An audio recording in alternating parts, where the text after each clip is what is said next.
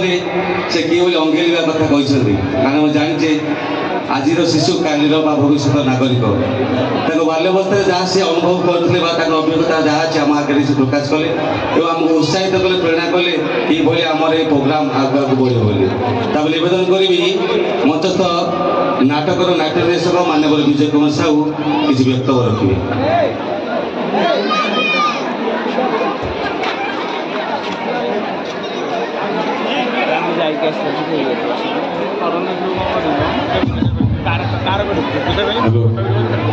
সম্মাননীয় professor তথা বাবু ভাই এবং মোর প্রিয় সান ভাই চন্দন বাবু তথা বিবেকানন্দ ক্লবর সমস্ত সদস্যবৃন্দ,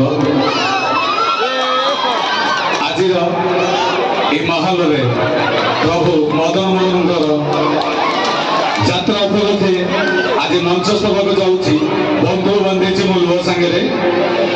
এতে অনেক ছোট বড় কলাকার মানে নাটক পরিবেশন করবে, সেমানଙ୍କର କିଛି ବି ତ୍ରୁଟି ରହିପାରେ। ବହୁତ ସ୍ୱଳ୍ପ ସମୟ ମଧ୍ୟରେ ନାଟକଟା ହେଇଛି, ତେଣୁ ଆପଣମାନେ ଧୀରେ ସ୍ଥିର ଭାବରେ ନାଟକଟାକୁ ଏନ୍ଜୟ କରନ୍ତୁ।